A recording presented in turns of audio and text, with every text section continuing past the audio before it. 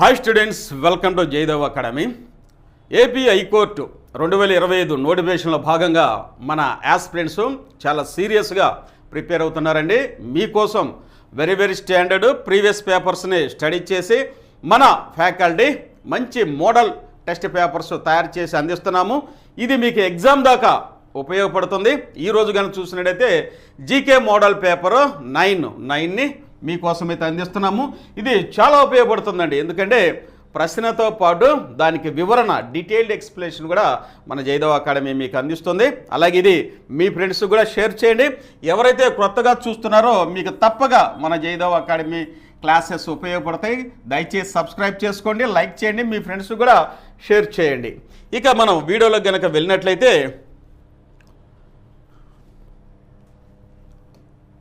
చూడండి, అంతర్జాతీయ జీవ వైవిధ్య దినోత్సవం ఈ రోజున జరుపుకుంటారు.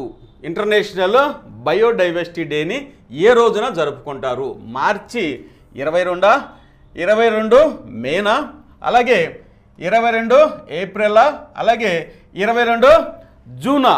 ఏ రోజండి? మే 22న అంతర్జాతీయ జీవ వైవిధ్య దినోత్సవాన్ని జరుపుకుంటారండి.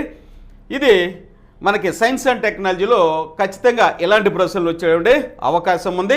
దీనికి సంబంధించిన వివరణ డీటెయిల్ ఎక్స్ప్లెనేషన్ కూడా ఇక్కడ చూడండి. అంతర్జాతీయ జీవ వైవిధ్య దినోత్సవం, international day for biological diversity, ప్రతి సంవత్సరము మే 22వ తేదీన జరుపుకుంటారు. ఈ దినోత్సవాన్ని ఎందుకు జరుపుకుంటారు అనేది ఇంపార్టెంట్. కాబట్టి మనకి కింద మల్టిపుల్ క్వశ్చన్స్ కనుక అడిగినప్పుడు ఇది ఉపయోగపడుతుంది. చూడండి, ఒక అడుగు ముందుంటారు కాంపిటీషన్లో. జీవ వైవిధ్యాన్ని, బయలాజికల్ డైవర్సిటీని గురించి అవగాహన పెంపొందించడం, జీవ వైవిధ్యాన్ని పరిరక్షించాల్సిన అవసరం గురించి ప్రపంచవ్యాప్తంగా చర్చలు జరపడం, అలాగే మొదటిగా 1993లో ఐక్యరాజ్య సమితి యునైటెడ్ నేషన్స్ ఈ దినోత్సవాన్ని ప్రారంభించింది. మొదట ఇది డిసెంబర్ 29న జరిపేవాళ్ళు. కన్వెన్షన్ ఆఫ్ బయలాజికల్ డైవర్సిటీ అమల్లోకి వచ్చిన రోజు అనమాట డిసెంబర్ 29న. కానీ 2000 సంవత్సరంలో డిసెంబర్ సెలవులు మొదలవుతాయని కారణంగా ఈ రోజుని మే 22కి మార్చడం జరిగింది. ఇది దీని యొక్క ఇంపార్టెన్స్, ప్రాధాన్యత. కాబట్టి నోట్ చేసుకోండి. ఒకసారి కనుక మీరు రివ్యూ చేసి చదువుకుంటే మీకు ఎగ్జామ్లో రీకాల్ రికాగ్నిషన్ మొత్తం గుర్తుపెట్టుకోవాల్సిన పని ఏం లేదండి. మనం చదివింది ఒకసారి గుర్తుకు తెచ్చుకుంటే చాలు. ఎక్కడ చదివాము అనేది రికాగ్నిషన్ అంటే గుర్తించడం అన్నమాట. గుర్తించితే చాలండి. కాబట్టి ఒకసారి చదువుకుంటే మీకు ఇవన్నీ ఎగ్జామ్లో స్ఫూరణకు వచ్చేటటువంటి అవకాశం అయితే ఉంటుంది. చాలా సబ్జెక్ట్ ఉంటుంది. ఆ మొత్తాన్ని గుర్తుపెట్టుకోవాలంటే మనకి కష్టమే కాంపిటేటివ్ ఎగ్జామ్లో. కానీ ఇలా చదువుకోవడం వల్ల ఎక్కడో చదివాం రీకాల్ జ్ఞప్తికి తెచ్చుకుంటాం. అలాగే ఆ బిట్టు చూడంగానే మనం గుర్తిస్తామన్నమాట, రికాగ్నైజ్ చేస్తాం. ఓకే, నెక్స్ట్ భారత అంతరిక్ష పరిశోధనా కేంద్రం ఇస్రో మొదటి చైర్మన్ ఎవరు? విక్రమ్ సారాభాయ్, లీలా సేథ్, ఆర్యభట్, పైవేవి కావు. కాకపోతే ఈ ప్రశ్న వచ్చేసరికి చూడండి, ఇది మీకు ఇస్రో గురించి అవగాహన రావడానికి ఉపయోగపడుతుంది అనమాట. మనందరికీ తెలుసు విక్రమ్ సారాభాయ్. దీనికి వివరణ చూడండి. భారత అంతరిక్ష పరిశోధన సంస్థ ఇస్రో యొక్క మొదటి చైర్మన్ డాక్టర్ విక్రమ్ సారాభాయ్ గారు. వీరి గురించి కొన్ని ముఖ్యమైన విషయాలు. ఆయన్ని భారత అంతరిక్ష పరిశోధన పితామహుడు, ఇది రాసుకోండి. Father of Indian space program ఎవరు అని అడుగుతారండి. భారత అంతరిక్ష పరిశోధన పితామహుడు ఎవరు? ఇక్కడ ఆప్షన్స్ అనేవి ఇస్తారు. కాబట్టి అలా మనం గుర్తుంచుకోవాలి. ఇస్రో స్థాపనలో ఆయన కీలక పాత్ర వహించారు. ఆయన ప్రేరణతోనే 1969లో ఇస్రో ఏర్పడింది. భారత తొలి ఉపగ్రహం ఆర్యభట అభివృద్ధికి ఆయన మూలం కావడం కూడా విశేషం. కానీ ఆర్యభట వ్యక్తి కాదు, ఉపగ్రహం పేరు ఇదండి. కాబట్టి మనకి మొట్టమొదటి ఉపగ్రహం ఏదండి? ఆర్యభట. దీన్ని తయారు చేయడానికి, దీన్ని ప్రయోగించడానికి డాక్టర్ విక్రమ్ సారాభాయ్ గారు కృషి ఎనలేనిదనమాట. కాబట్టి ఆయన్ని ఏమంటారు? భారత అంతరిక్ష పితామహుడు అంటారు. ఈ బిట్టు రాసుకోండి, మీకు చాలా ఉపయోగపడుతుంది. నెక్స్ట్ మహాభారతానికి గల మరో పేరేమి? గతంలో అడిగారండి ఈ ప్రశ్న, గతంలో అడిగారు. రామాయణము, జయసంగం, జయసంహిత, తులసీదాస్. ఏదండి? Jayasamhita is the right answer. Jayasamhita is the గతంలో అడిగారు. మహాభారతానికి మరో ప్రముఖ పేరు జయసంహిత. మహాభారతాన్ని వ్రాసిన మహర్షి పేరు వేదవ్యాసుడు. వేదవ్యాసుడు. ప్రారంభంలో మహాభారతం పేరు జయ అని ఉండేది. ఇది 8800 శ్లోకాలు మాత్రమే ఉండేవి, రాసుకోండి. తర్వాత కాలం ఇది భారతం 24,000 శ్లోకాలు. చివరికి మహాభారతంగా 1,00,000 కన్నా ఎక్కువ శ్లోకాలతో విస్తరించబడింది. అందుకే జయ సంహిత అనేది మహాభారతానికి ప్రాథమిక రూపం పేరు. కాబట్టి ఇవన్నీ మీకు డీటెయిల్గా ఉపయోగపడతాయండి. క్వశ్చన్ అక్కడ చిన్నదైనా ఇక్కడ ఎక్స్ప్లెనేషన్ అనేది మీకు ఉపయోగపడుద్ది. నవ్వించే వాయువు ఏది? గతంలో అడిగారు. Science and technology. Laughing gas ఏది? లాఫింగ్ గ్లాస్ ఏది అని గతంలో కూడా అడిగారండి. లాఫింగ్ గ్యాస్, నవ్వించే వాయువు hydrogen, oxygen, nitrous oxide, sulphur oxide. ఏదండి? కాబట్టి ఒకసారి మీరు చూడండి. నేను ఒక్క నిమిషం టైం ఇస్తే మీకు మన యాప్లో ఎలా జాయిన్ అవ్వాలి అనేది చాలామంది అడుగుతున్నారండి. కొత్త వాళ్ళు దయచేసి నేను ఫోన్ లిఫ్ట్ చేయకపోతే ఏమనుకోవద్దు. ఎందుకంటే ఇలానే క్లాసులు చెప్తూ ఉంటాం. మీరు ఒక్కసారి నేను చెప్పేది కనుక చూస్తే మీరు హ్యాపీగా జాయిన్ అయిపోవచ్చు. నన్ను కూడా అడగాల్సిన పని ఉండదు. జనరల్గా మనం యాప్ని జనరల్గా డౌన్లోడ్ చేసుకోవాలంటే ప్లేస్టోర్కి వెళ్తాం. అలానే ప్లేస్టోర్కి వెళ్ళి జయదేవ్ అకాడమీ అని సెర్చ్లో టైప్ చేయండి. ఇలా మీకు డైలాగ్ బాక్స్ వస్తుంది. ఇన్స్టాల్ కనుక చేస్తే ఇన్స్టాల్ మీద క్లిక్ చేస్తే ఆటోమేటిక్గా వెల్కమ్ టు జయదేవ్ అకాడమీ అని వస్తుంది. ఇలా ఒక్క పని చేయాలి. ఇక్కడ మీరు ఇలా వచ్చిన తర్వాత ఇక్కడ లాగిన్ విత్ వాట్సాప్ అని ఉంది. దీని మీద క్లిక్ చేయొద్దు. ఇది ఒక్కటే ఇంపార్టెంట్. మీరు క్లిక్ చేయాల్సింది యూజ్ అనదర్ మెథడ్ అని ఉంది కింద, యూజ్ అనదర్ మెథడ్. దీని మీద క్లిక్ చేయండి. అలా క్లిక్ చేసిన తర్వాత మరలా ఇది ఇలా ఇంకో డైలాగ్ బాక్స్ వస్తుంది. వెల్కమ్ టు జయదేవ్ అకాడమీ అని వస్తుంది. ఇక్కడ మీరు చేయాల్సిందంటే మీరు ఏ ఫోన్లో చూస్తున్నారో ఆ ఫోన్ నెంబర్ ఇవ్వండి. ఇక్కడ నా నెంబర్ ఇచ్చుకుంటున్నాను. దీనికి ఓటీపీ వస్తుంది. దీన్ని మన యాప్ రికగ్నైజ్ చేసి దానికే క్లాసులు వస్తాయి అన్నమాట. ఇక్కడ ఓటీపీ వచ్చింది. ఈ ఓటీపీని కనుక ఇన్స్టాల్ చేస్తే ఆటోమేటిక్గా ఇలా మన యాప్లోకి ఎంటర్ అవుతారు. మన యాప్లోకి ఎంటర్ అయిన తర్వాత ఇలా కనపడుతుంది. కింద స్టోర్ అని చూడండి.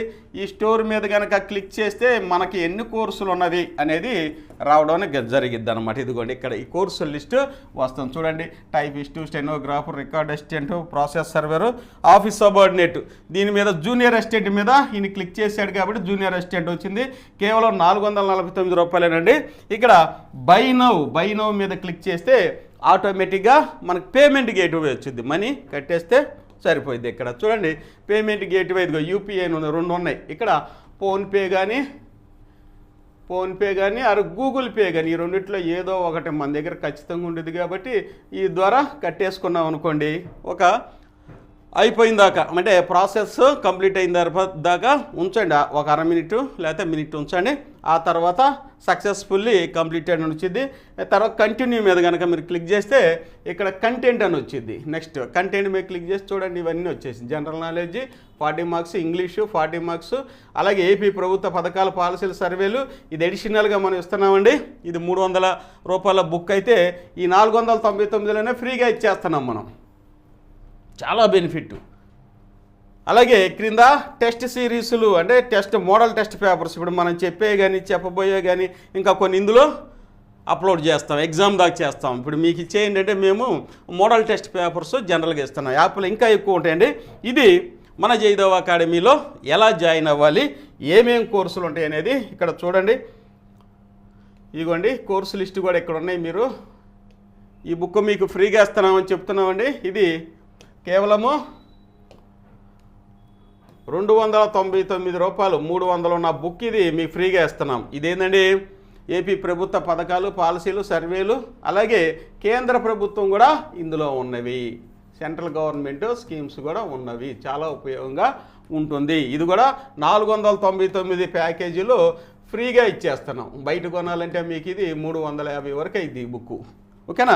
దీంతో పాటు ఇవన్నీ మన courses copyist, junior assistant, examiner, field assistant, stenographer, process server, ఇవన్నీ ఆన్లైన్ క్లాసెస్. అలా జాయిన్ అవ్వాలన్నమాట. Record assistant, typist, driver, office subordinate, ఇవి మన యొక్క కోర్సెస్. ఓకే, మనం నెక్స్ట్ వీడియోలోకి వెళ్దాం. చూడండి. థ్యాంక్ యూ అండి, ఇప్పుడు దాకా అవకాశం ఇచ్చారు.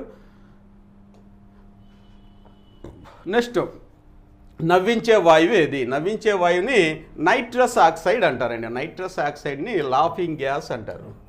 నైట్రస్ ఆక్సైడ్ని లాఫింగ్ గ్యాస్ అంటారు. సైన్స్ అండ్ టెక్నాలజీలో వచ్చింది. నవ్వించే వాయువు అనేది నైట్రస్ ఆక్సైడ్. ఇది ఒక రసాయన వాయువు.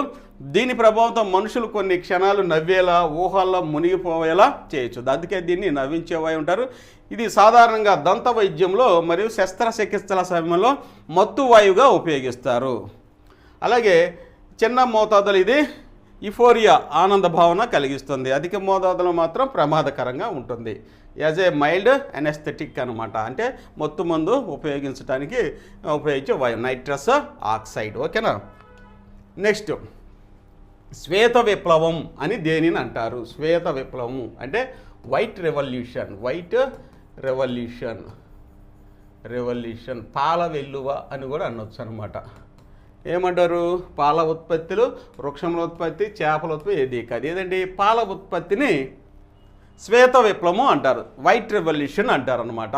దీని యొక్క ప్రధాన కేంద్రం ఎక్కడుందండి? NDDB, national dairy development board. ఇది కర్నాల్లో ఉంటుంది, హర్యానాలో. ఇది గతంలో అడిగారు అనమాట. కర్నాల్లో ఉంటుంది. అలాగే ఇది ఎక్కడ ఉంటుంది? హర్యానాలో ఉంటుంది అనమాట. ఇది Haryana national dairy development board. దీని గురించి ఏమి ఇచ్చారు చూడండి. శ్వేత విప్లవం, వైట్ రెవల్యూషన్ అనేది పాల ఉత్పత్తి పెంపుదలకు సంబంధించిన విప్లవాత్మక ఉద్యమం. దీనికి సంబంధించి 1970లలో భారతదేశంలో దీన్ని ప్రారంభించారు. ఎవరి నాయకత్వం? చాలాసార్లు అడిగారు. డాక్టర్ వర్గీస్ కురియన్. ఈయన శ్వేత విప్లవ పితామహుడు, father of the white revolution. Very very important, note చేసుకోండి. ఇక భారతదేశంలో పాలు ఆధారిత ఉత్పత్తిని పెంచడం, గ్రామీణ పాల ఉత్పత్తిదారులకు ఆదాయం కల్పించడం. వైట్ రెవల్యూషన్ మీద ఖచ్చితంగా క్వశ్చన్స్ అనేవి రావడం జరుగుతుందండి, నోట్ చేసుకోండి. నెక్స్ట్ ఐక్యరాజ్య సమితి ప్రధాన కేంద్రము ఎక్కడ ఉన్నది? న్యూయార్క్, జెనీవా, అలాగే ఫ్రాన్స్, అలా ఏది కాదు. ఏదండి? మీరు ఖచ్చితంగా ఇది చిన్నదైనప్పటికీ ఆన్సరు మీరు తెలుసుకోవాలి. ఐక్యరాజ్య గురించి, ఐక్యరాజ్య సమితి యుఎన్ఓ గురించి తెలుసుకుంటారనే ఉద్దేశంతో ఈ ప్రశ్న అయితే ఇవ్వడం జరిగింది. న్యూయార్క్ అని మనందరికీ తెలుసండి. ఇది అయితే ఇది దీని యొక్క ప్రధాన కేంద్రము న్యూయార్క్లో నగరంలో ఉంది. ఐక్యరాజ్య సమితి స్థాపన ఎప్పుడు? 1945లో ఏర్పడింది. న్యూయార్క్ ప్రధాన కేంద్రము, జెనీవా స్విట్జర్లాండ్ రెండవ అతిపెద్ద కార్యాలయము. ఇక వియన్నా ఆస్ట్రియా, నైరోబి కెన్యాలలో ఇతర కార్యాలయాలు కూడా ఉన్నవి. కాబట్టి యుఎన్ఓ మీద కొంచెం కాన్సన్ట్రేషన్ చేసి మిగతావి కూడా చదవండి. ప్రపంచంలో బౌద్ధుల జనాభా అధికంగా గల దేశం ఏది? చైనా, సింగపూర్, అమెరికా, ఏది కాదు. ప్రపంచంలో ఎక్కువ మంది బౌద్ధులు ఎక్కడ ఉంటారు? మన జనరల్ తెలుసండి, మనం చూస్తూనే ఉంటాం. చైనాలో బౌద్ధులు ఎక్కువ ఉంటారనమాట. కాబట్టి ప్రపంచంలో ఎక్కువ మంది బౌద్ధులు ఉన్నది చైనానే. చైనాలో సుమారు 18% జనాభా బౌద్ధులు. ప్రపంచంలోని బౌద్ధులు సుమారు 50 కోట్ల మంది పైగా చైనాలోనే నివసిస్తున్నారు. చైనా తర్వాత బౌద్ధులు ఎక్కువగా ఉన్న ఇతర దేశాలు థాయిలాండ్, జపాను, మయన్మార్, శ్రీలంక. ఓకేనా. డాల్ సరస్సు ఎక్కడ ఉన్నది? డాల్ సరస్సు ఎక్కడ ఉన్నది? శ్రీనగర్, ఉత్తరాఖండ్, పాకిస్తాన్, బంగ్లాదేశ్. ఎక్కడుందండి? ఇది వచ్చేసరికి శ్రీనగర్, జమ్మూ కాశ్మీర్లో డాల్ సరస్సు అనేది ఉంది. ఇది గొప్ప పర్యాటక ప్రాంతంగా కూడా చెప్పొచ్చు అనమాట. శ్రీనగర్లో ఉంది. దీన్ని జమ్మూ కాశ్మీర్లో ఉందన్నమాట. ఇది శ్రీనగర్లో ఉంది. మరియు కాశ్మీర్ యొక్క హృదయము, jewel in the crown of Kashmir అని పిలుస్తారు. డాల్ సరస్సు విశేషాలు ఏంటంటే ఇదిగోండి, పర్యాటక ఆకర్షణలో ప్రముఖ స్థానం ఉంది. షికారా బోట్, తేలియాడే తోటలు, హౌస్ బోట్ల వల్ల ప్రసిద్ధి చెందింది. ఇది శ్రీనగర్ నగరానికి అందాన్ని తెచ్చిపెడుతుంది. ఓకేనా. మన రాష్ట్రంలో ఏ జిల్లాల్లో పోడు వ్యవసాయాన్ని అనుసరిస్తున్నారు? పోడు వ్యవసాయం అంటే ఏంటి? PODU, పోడు వ్యవసాయము, పోడు agriculture. It is a primitive agriculture అనమాట. ప్రిమిటివ్ అగ్రికల్చర్ ప్రాక్టీస్ అనమాట. గిరిజనులు ఎక్కువగా ఎక్కడుంటే అడవులను నరికి వాటిలో విత్తనాలు జల్లి వెళ్ళిపోతారు. అవి వర్షానికి కానీ ఏదైనా ప్రకృతి దయ వల్ల పంటలు పడితే మళ్ళీ వచ్చి అక్కడ వాటిని హార్వెస్టింగ్ పోసుకొని ఇంట్లో దాచుకుంటారు. దానికి ఏ విధమైనటువంటి ఎరువులు కానీ ఇలాంటివి వేయరు. ఎప్పుడైతే వర్షాకాలం వస్తుందో దాని ముందు కొన్ని అడవుల్లో ఒక 50 ఎకరాలు లేకపోతే ఒక 100 ఎకరాల్లో వాటిని అక్కడ ఉన్న చెట్లన్నింటినీ నరికేసి అక్కడ విత్తనాలు జల్లి వెళ్ళిపోతారనమాట. అలా పోడు వ్యవసాయం వల్ల అటవీ సంపద లేకపోతే అటవీ ఉత్పత్తులు లేకపోతే అటవీ విస్తరణ తగ్గిపోతుందని గవర్నమెంట్ గ్రహించి వాళ్ళని అవేర్నెస్ చేయడానికి ఫారెస్ట్ డిపార్ట్మెంట్తో లేకపోతే ఐటీడీఏల యొక్క సహాయంతో పోడి కల్టివేషన్ని తగ్గిస్తున్నారు. వీళ్ళేంటి 2-3 సంవత్సరాలే 50 ఎకరాలని 2-3 సంవత్సరాలే మళ్ళీ విత్తనాలు జల్లేసి పండలేదనుకోండి ఇంకో చోటికి వెళ్ళి ఇంకొక 50 ఎకరాలని క్లియర్ చేస్తూ ఉంటారు. తద్వారా అటవీ విస్తీర్ణం తగ్గిపోతుందని భావించిన ప్రభుత్వం వాళ్ళకి మంచి క్వాలిటీ ఇన్ఫర్మేషను అధికారులను అలాగే అగ్రికల్చర్ ఎక్స్పర్ట్స్ని ఐటీడీఏ ద్వారా నియమించి వాళ్ళని అవేర్నెస్ చేస్తున్నారు. అది ఎక్కడ ఉందనేది చూడండి. పోడు కల్టివేషన్ వచ్చేసరికి మనకి విశాఖపట్నంలో గిరిజనులు ఎక్కువ ఉంటారండి. శ్రీకాకుళం ఉన్నారు, అలాగే పశ్చిమ గోదావరిలో కూడా ఉన్నారు. కాబట్టి ఆన్సర్ డి అనేది కరెక్టు. ఇక్కడ చూడండి, పోడు వ్యవసాయం అనేది జింకల పంటలు లేదా మానవ చుట్టూ ఉన్న అరణ్యాల్లో సాగు చేసే పద్ధతి. ఇది ప్రధానంగా ఆదివాసీ జనజాతులు అనుసరించే సాంప్రదాయ వ్యవసాయ విధానము. ఆంధ్రప్రదేశ్లో పోడు వ్యవసాయం ముఖ్యం కనిపించేది అక్కడ విశాఖపట్నం, అరకు, పాడేరు, చింతపల్లి ప్రాంతాల్లో ఆదివాసులు పోడు వ్యవసాయం చేస్తారు. శ్రీకాకుళం ఏజెన్సీ ప్రాంతాల్లోనూ అలాగే పశ్చిమ గోదావరి ప్రత్యేకంలో చేస్తారనమాట. ఇది పోడు కల్టివేషన్కి సంబంధించిన ఇన్ఫర్మేషన్. దీన్నే ప్రిమిటివ్ అగ్రికల్చర్ అంటారనమాట. అంటే అభివృద్ధి చెందినటువంటి వ్యవసాయము, పురాతన పద్ధతుల్లో చేసిన వ్యవసాయం. గిరిజనులకి టెక్నాలజీ లేదు కాబట్టి వాళ్ళకి కావాల్సిన టెక్నాలజీ లేకపోతే కాబట్టి అట్లా సాంప్రదాయకంగా వాటిని పండిస్తూ ఉంటారు. దీన్ని పోడు కల్టివేషన్ అంటారు. నెక్స్ట్, హర్ష చరిత్రను ఏ భాషలో రాశారు? హర్షవర్ధుని లేకపోతే హర్ష చరిత్రను ఏ భాషలో రాశారు? సంస్కృతం, హిందీ, అలాగే తెలుగు. సంస్కృతం, హిందీ, తెలుగు, ఉర్దూ. ఏదండి వచ్చేసరికి మీరు సంస్కృతం అనేది ఇక్కడ రైట్ ఆన్సరు. సంస్కృతం రైట్ ఆన్సరు. దీని గురించి వివరణ చూడండి. హర్ష చరిత్రను అనే గ్రంథాన్ని రచించింది ఎవరు? బాణభట్టుడు. ఇది కూడా క్వశ్చన్ అడిగే అవకాశం ఉంది. ఇది హర్షవర్ధనుడు అనే రాజుని జీవిత చరిత్రను వివరిస్తుంది. ప్రధాన విషయంలో బాణభట్టుడు హర్షవర్ధను యొక్క ఆస్థాన కవి. సంస్కృతము గద్యము ప్రోజనమట. హర్ష చరిత్రను ఇతిహాస కావ్యంగా పరిగణిస్తారు. గుర్తుపెట్టుకోండి, ఇతిహాస కావ్యంగా పరిగణిస్తారు. వైట్ కోల్ అని దేనిని పిలుస్తారు? వైట్ కోల్ అని దేన్ని పిలుస్తారు? వజ్రము, బంగారము, బొగ్గు, ఏది కాదు. ఏదండి వైట్ కోల్ అంటే? వజ్రము, డైమండ్ అండి. ఇది డైమండ్, వజ్రాన్ని వైట్ కోల్ అంటారు. వైట్ కోల్ అనే పదాన్ని సాధారణంగా వజ్రానికి అనువదిస్తారు. ఎందుకంటే వజ్రం సహజంగా బొగ్గు, కార్బన్ నుంచే వచ్చిన purest carbon in the world వచ్చేసరికి మనకి డైమండేనండి. ప్యూరెస్ట్ కార్బన్ రూపమైన అయినా అది అధిక ఒత్తిడి ఉష్ణోగ్రతల వల్ల ఏర్పడిన శుద్ధమైన ఆకృతి. బొగ్గు నల్లగా ఉండగా వజ్రము పారదర్శకంగా ట్రాన్స్పరెంట్గా తెల్లగా మెరిసిపోతుంది. అందుకే వజ్రాన్ని వైట్ కోల్ అని ఆడంబరంగా లేదా రసాయన దృష్టితో పిలుస్తారు. అర్థమైందా? వజ్రాన్ని అలా పిలుస్తారు. రాన్ ఆఫ్ కచ్ అనే ప్రదేశము ఏ రాష్ట్రంలో ఉన్నది? Very very important. Rann of Kutch అనేది ఏ రాష్ట్రం? బీహార్, గుజరాత్, మధ్యప్రదేశ్, తమిళనాడు. ఈ పాటికి మీకు అర్థమై ఉండిద్ది. ఏదండి రాన్ ఆఫ్ కచ్ ఉంది? గుజరాత్లో రాన్ ఆఫ్ కచ్ అనే ప్రాంతం. దాని యొక్క ఇంపార్టెన్స్ అని చూద్దాం. రాన్ ఆఫ్ కచ్ అనేది ఒక విపులమైన ఉప్పు నీటి ఎండిన ఎడారి. ఇది భారతదేశంలోనే గుజరాత్ రాష్ట్రంలో ఉంది. ఇది భారత పాకిస్తాన్ సరిహద్దులో ఉన్న ప్రత్యేక భౌగోళిక ప్రాంతము. రాన్ ఆఫ్ కచ్ 2 భాగాలుగా విభజించబడుతుంది. Great Rann of Kutch, little Rann of Kutch. ఈ ప్రాంతం వింటర్ టూరిజంకు ప్రసిద్ధి. ముఖ్యంగా ర్యాన్ ఉత్సవ్ అనే పర్యాటక ఉత్సవం జరిగే ప్రదేశము. ర్యాన్ ఉత్సవ్, ఇది గుర్తుపెట్టుకోండి. అక్కడ ఈ యొక్క పండగ ఉత్సవం అనేది నిర్వహిస్తూ ఉంటారు. దాన్ని ర్యాన్ ఉత్సవ్ అంటారు. ప్రపంచంలోని జనాభా లేని ఖండము ఏది? ప్రపంచంలో జనాభా లేని ఖండం ఏది? అప్పటికే అర్థమైంది. అంటార్కిటా, ఆర్కిటిక్ ఖండము ఏది కాదు, ఆఫ్రికా ఖండము ఏదండి? వచ్చేసరికి చూడండి, అంటార్కిటానా ఆర్కిటికా? అంటార్కిటాని ప్రపంచంలో జనాభా లేని ఖండంగా అంటారు. ఇదిగోండి వివరణ. అంటార్కిటా ఖండం వచ్చి అనేది ప్రపంచంలో ఒకే ఒక ఖండము, శాశ్వత జనాభా పర్మనెంట్ పాపులేషన్ లేనిది, శీతల ఉష్ణోగ్రతలు, కఠిన వాతావరణ పరిస్థితుల వల్ల స్థిర నివాసము సాధ్యపడదు. కొంతమంది శాస్త్రవేత్తలు పరిశోధనలు మాత్రమే గ్రీష్మకాలంలో పరిశోధనా కేంద్రాల్లో తాత్కాలికంగా నిలుస్తారు. ఇది పూర్తిగా మంచుతో కప్పబడి ఉన్నది. ప్రపంచం తక్కువ ఉష్ణోగ్రతలు నమోదయ్యే ప్రాంతము కూడా ఇదే. కాబట్టి అంటార్కిటాలో జనాభా ఉండరు. ఇస్రో ప్రధాన కార్యాలయం ఎక్కడ ఉన్నది? ఇంతకుముందు ఇస్రో గురించి చెప్పుకున్నాం. బెంగళూరా, ఢిల్లీనా, శ్రీహరికోట, పూణేనా?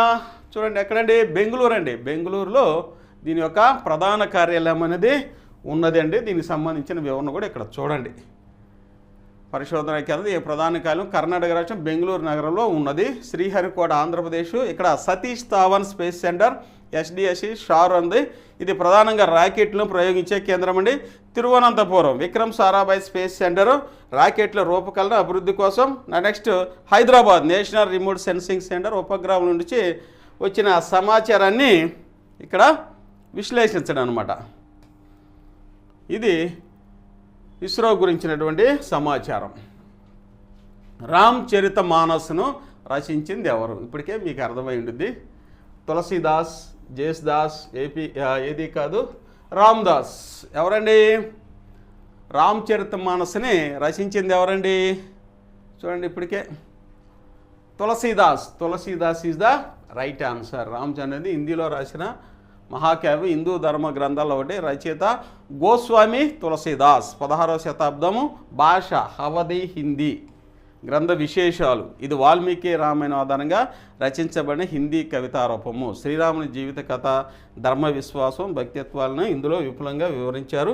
ఉత్తర భారతదేశంలో ఇది భక్తి ఉద్యమానికి ముఖ్య గ్రంథంగా పరిగణించబడుతుందన్నమాట. రామచరిత మానస్. భారతదేశంలో మొట్టమొదటి బంగారు గనిని ఏ రాష్ట్రంలో కనుగొన్నారు? మధ్యప్రదేశ్, ఆంధ్రప్రదేశ్, బీహార్, గుజరాత్. ఎక్కడండి ఇది? చూడండి వచ్చేసరికి మొట్టమొదటి బంగారు గని బీహార్ రాష్ట్రంలో, ప్రస్తుతం ఇది జార్ఖండ్లో కనపడింది. ఈ గని పేరు Kolar gold field. Kolar gold field, KGF అనే విఖ్యాత గని చాలామంది గుర్తుపడతారు. కానీ ఇది కర్ణాటకలో ఉంది. అయితే భారతదేశంలో మొదటి బంగారు కనుగొన్న ప్రదేశం మాత్రం సోనార్ బాండా కేవ్స్ అనే ప్రదేశంలో బీహార్ ప్రాంతంలో ఉన్నట్లు చరిత్ర చెబుతుందండి. అలాగే 2020లో బీహార్లోని జామై జిల్లాలో భారీగా బంగారు మాడుగు భూభాగాలు ఉన్నాయని జియోలాజికల్ సర్వే ఆఫ్ ఇండియా కూడా నివేదిక ఇచ్చింది. కాబట్టి దీని ప్రకారం మొట్టమొదటిసారిగా బంగారు గనులు కనుగొన్న ప్రదేశం ఏంటండి? Bihar. Bihar is the right answer. అధిక సంఖ్యలో అణు రియాక్టర్లను కలిగి ఉన్న దేశం ఏది? అటామిక్ రియాక్టర్స్ని కలిగి ఉన్న దేశం అమెరికా, జపాన్, సింగపూరు ఏది కాదు. ఏదండి? అధిక సంఖ్యలో అణు రియాక్టర్లు ఉన్న దేశం ఏదండి? అమెరికానే అయింది. అమెరికా. చూడండి దీని యొక్క వివరణ చూడండి. అణు రియాక్టర్, న్యూక్లియర్ రియాక్టర్స్ అంటే అణు ఇంధనాన్ని ఉపయోగించి విద్యుత్ ఉత్పత్తి చేసే కేంద్రాలు. ప్రపంచంలో అధిక సంఖ్యలో అణు రియాక్టర్లు కలిగి ఉన్న దేశం America. United states of America. గణాంకాలు యుఎస్ 93 యాక్టివ్ అణు రియాక్టర్లు ఉన్నాయి. ఫ్రాన్స్ వచ్చేసరికి 56 ఉన్నవి. జపాన్ వచ్చేసరికి జనరల్గా మూసివేసిందండి. అంతకుముందు ఉన్నాయి. చాలా ప్రమాదం జరిగింది అక్కడ. ఎందుకంటే ప్రతినిత్యము భూకంపాలు వస్తాయి కాబట్టి. ఫుకుషిమా ప్రమాదం తర్వాత వాటిని మూసివేయడం జరిగింది. చైనా వచ్చేసరికి ఇంకా నిర్మిస్తూనే ఉంది. ఏదేమైనప్పటికీ ఆన్సర్ వచ్చేసరికి అమెరికా 93 అణు రియాక్టర్లతో ప్రథమంలో ఉంది. ఇక భారతదేశంలో తరచూ వరదలకు గురయ్యే రాష్ట్రం ఏది? అస్సాం, బీహార్, తమిళనాడు, గోవా. ఇప్పటికే మీకు అర్థమైంది. తరచూ వరదలకు గురయ్యే రాష్ట్రం ఏదంటే అస్సాం అండి. అస్సాంలో ఎప్పుడు వర్షాలు వస్తూనే ఉంటవి. ఎప్పుడు వరదలకి ఇది గురయ్యే ప్రాంతం అని మనందరికీ తెలుసండి. ఇక్కడ చూడండి బ్రహ్మపుత్ర నది. ఈ నది అస్సాం రాష్ట్రాన్ని అధికంగా ప్రవహిస్తూ వర్షాకాలంలో ప్రవాహం పెరిగి పల్లపు భూముల్ని ముంచేస్తుంది. బ్రహ్మపుత్ర నది భారీ వర్షాలు, మాన్సూన్ కాలంలో భారీ వర్షాలు పడడం, వరదలు సంభవిస్తాయి. గిరిజన ప్రాంతాల నుంచి నీరు చేరడం, అరుణాచల్ ప్రదేశ్, మేఘాలయ మొదలైన రాష్ట్రాల నుంచి నీరు దిగివచ్చి అస్సాంలో చేరుతుంది. తద్వారా పంట నష్టం, జీవన నష్టం చాలా ఎక్కువగా ఉండి వరదలకి ఎక్కువ మునిగేటటువంటి ప్రాంతం ఏంటంటే అస్సాము. ఇక మన దేశంలో చెరుకును అధికంగా పండించే రాష్ట్రాలు ఏది? బీహారా, లేకపోతే చూడండి బీహారా, ఉత్తరప్రదేశ్, ఆంధ్రప్రదేశ్, తమిళనాడు? ఏదండి? ఉత్తరప్రదేశే. Uttar Pradesh is the right answer. ఇది స్టాండర్డ్ క్వశ్చన్, కాకపోతే దీని గురించి కొంత చూడండి. చెరకు అనేది భారతదేశంలో ముఖ్యమైన వాణిజ్య పంట. ఇందులో ఉత్తరప్రదేశ్ రాష్ట్రంలో భారతదేశంలో చెరుకు ఉత్పత్తిలో మొదటి స్థానంలో ఉంది. ఈ రాష్ట్రంలో గంగా, యమున నదుల ప్రాంతాల్లో పొలాలు చెరుకు సాగుకు అనుకూలంగా ఉన్నవి. గంగా, యమున నదుల వలన. సరే, నదీ తీర భూభాగాలు మంచి మట్టి, తేమ ఉండడం, వాటర్ సప్లై ఉండటము, శీతల ఉష్ణోగాలను చెరుకు అభివృద్ధికి నిజమైన అనుకూల అంశాలు. అంతేకాకుండా షుగర్ మిల్స్ కూడా అక్కడ అధికంలో అందుబాటులో ఉన్నవి. నెక్స్ట్, మన దేశంలో అత్యధిక సంఖ్యలో ఉన్న గిరిజన తెగ ఏది? గతంలో అడిగారండి. గిరిజన తెగ గోండులు, బిల్లులు, సంతాలులు. ఏది కాదు, బిల్లులు, గోండులు, సంతాళ్ళు. గోండులు is the right answer. Gonds is the రన్నెవర్. భారతదేశంలో అత్యధిక జనాభా గల గిరిజన తెగ, లార్జెస్ట్ ట్రైబల్ గ్రూప్ ఇన్ ఇండియాగా గుర్తించబడ్డారు. వీరు ప్రధానంగా నివసించే రాష్ట్రాలు ఏదేంటంటే మధ్యప్రదేశ్, ఛత్తీస్గఢ్, మహారాష్ట్ర, ఒడిశా, ఆంధ్రప్రదేశ్, తెలంగాణ. భాష వచ్చేసరికి గోండీ భాష. వృత్తులు వ్యవసాయము, వనజీవనము, ఆధారిత జీవనం. గోండుల సాంప్రదాయంలో తమదైన కళలు, పురాణాలు, దేవతలు కూడా ఉన్నారు. ఇవి మనకి ఎగ్జామినేషన్ పాయింట్ ఆఫ్ వ్యూలో మీకోసం అందించిన ఒక జీకే సెట్ అండి, ప్రాక్టీస్ టెస్ట్. తద్వారా మీరు ప్రిపేర్ అవ్వండి, మంచిగా ప్రిపేర్ అవ్వండి. మన జయదేవ్ అకాడమీ ఎప్పుడు మీకు ఎగ్జామ్ దాకా ఇవైతే అందిస్తూనే ఉంటుంది. కాబట్టి మన కోర్సెస్ కూడా చాలా తక్కువ, కేవలం 499తోనే మనకి 1 year వ్యాలిడిటీతో ఎగ్జామ్ దాకా అందిస్తున్నామండి. ఎందుకంటే నోటిఫికేషన్ పడి చాలా రోజులు అవుతుంది కాబట్టి నిరుద్యోగులు చాలా ఎక్స్పెన్సివ్గా ప్రిపేర్ అవుతున్నారు, చాలా ఖర్చుతో. దాన్ని గ్రహించి మీకోసం అయితే చాలా తక్కువ ఖరీదులో ఈ యొక్క ఆన్లైన్ క్లాసెస్ తీసుకొచ్చామండి. చాలామంది జాయిన్ అవుతున్నారు. మీ అందరికీ ధన్యవాదాలు. మీకు మంచి స్టాండర్డ్ మెటీరియల్ మరియు ఇలా model test papers, test series కూడా, ఫ్రీ టెస్ట్ సిరీస్ కూడా మన యాప్లో కండక్ట్ చేస్తామండి. దయచేసి యాప్ను డౌన్లోడ్ చేసుకోండి. మీకోసం అయితే ఫ్రీ గ్రాండ్ మోడల్ టెస్టెస్ కూడా మీకోసం అందుబాటులో తీసుకొస్తాం. ఇవన్నీ మన ఆన్లైన్ క్లాసెస్. అలాగే ఎలా జాయిన్ అవ్వాలో కూడా మీ అందరికీ నేను ఎక్స్ప్లెయిన్ చేశాను. ఇక ఇప్పటివరకు మన వీడియోని వీక్షించినందుకు మీ అందరికీ మరొకసారి జయదేవ్ అకాడమీ తరఫున ధన్యవాదాలు తెలియజేస్తూ, దయచేసి సబ్స్క్రైబ్ చేసుకోండి. మీకు చాలా ఉపయోగపడుతుందండి. మనం ఇచ్చే మెటీరియల్ కానీ, ఇన్ఫర్మేషన్ కానీ మీకు చాలా ఉపయోగపడుతుంది. సబ్స్క్రైబ్ చేసుకోండి, లైక్ చేయండి, మీ ఫ్రెండ్స్ కూడా షేర్ చేయండి. Thank you one and all.